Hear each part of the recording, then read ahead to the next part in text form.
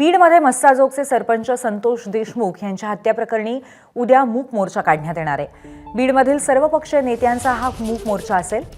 संतोष देशमुख यांच्या हत्येच्या निषेधार्थ बीड शहरामध्ये या संदर्भातले बॅनर्सही लागलेले आहेत। संतोष देशमुख यांची हत्या म्हणजे माणुसकीची हत्या असा बॅनरवरती उल्लेख करण्यात आलाय। उद्या सकाळी 10 वाजता बीडच्या डॉक्टर बाबासाहेब आंबेडकर चौकातनं या मोर्चाला सुरुवात होणार आहे आणि जिल्हाधिकारी कार्यालयापर्यंत हा मोर्चा जाईल। याचाच आढावा घेतला आमचे प्रतिनिधी आफताब शेख यांनी।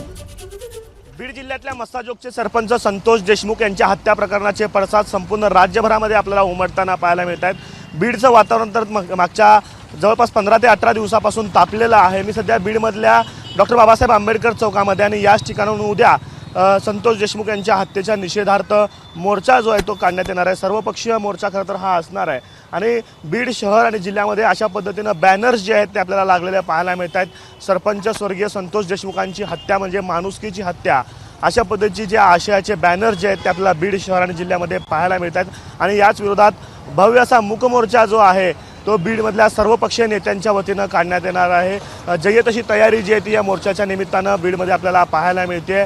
महामानव डॉक्टर बाबासाहेब आंबेडकरांच्या पुतळ्यापासूनच जिथं मी आत्ता उभा आहे तिथून या मोर्चाला सुरुवात होईल आणि तिथून माळीबेस असेल, सुभाष रोड असेल, लोकशाहीर अण्णाभाऊ साठेंचा पुतळा असेल, छत्रपती शिवाजी महाराज पुतळा असं करत जिल्हाधिकारी कार्यालयापर्यंत हा मोर्चा जो आहे तो जाणार आहे।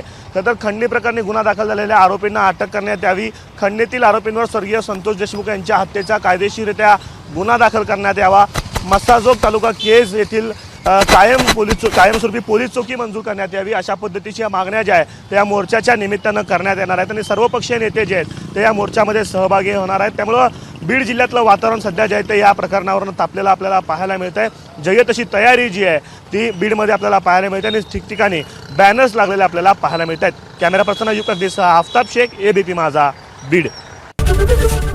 एबीपी माझा, उघडा डोळे बघा नीट।